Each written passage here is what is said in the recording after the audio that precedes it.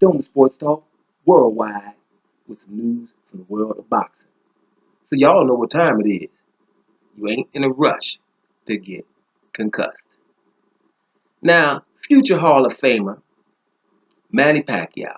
Senator Manny Pacquiao has signed a contract to fight your boy, the Australian Jeff Horn. 16-0 with 11 KOs, right? They say they're gonna fight Jeff Horn, right? And I'm down with him with it. It's okay, right? Because he's getting on his last leg. And he can fight what he wants to. He's definitely showed over the years what he could do. He's a legend, right?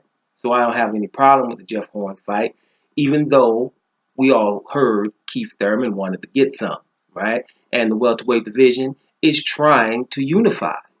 But if he's going to fight the Jeff Horns of the world, then so be it. But then we're going to have to just ignore the WBO strap right now. Unless, of course, because they were saying they're just fighting him. Michael Kantz, his advisor, said that they're just fighting this guy on the interim. They wanted to fight Amir Khan because of Ramadan. That was not going to happen. But, back to Keith Thurman. Here's a guy with 2 belts, and he wants to fight you. So he was only acknowledged by Freddie Roach in this camp, in Pacquiao's camp. So let's just see how that is. I don't really have a problem with him fighting Jeff Horn on July the 2nd in Brisbane, Australia. It's okay, right? And sometimes we don't get acquainted to who he's fighting. We kind of diss the fact that they know who this is a nobody. But everybody has a backstory and everybody has a story.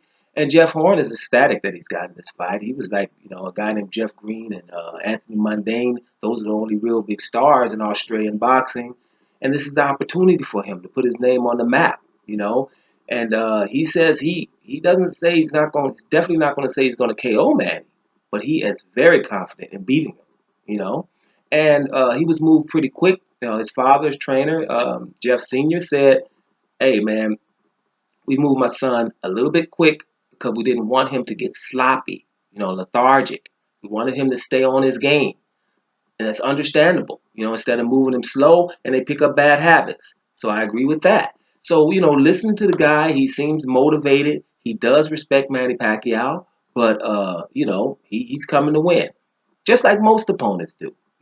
So, sometimes we got to get acquainted with these opponents. Would I have liked Manny Pacquiao to say, hey, Keith, well, what's up? Let's do this. And then that winner of us fights, the winner of Kell Brook and Errol Spence. Yes, that's what I would like to have seen. But this ain't PlayStation. So it just doesn't work like that. So we'll just see what Manny's going to do going forward. But, Manny's about 39 now, going on 40. We don't really know what he's going to do. So let's just let the young guns handle their business and unify and just leave the WBO for whatever it's going to be. And when Manny fights, we're going to tune in because he's a legend. But I have to note this before I go, right?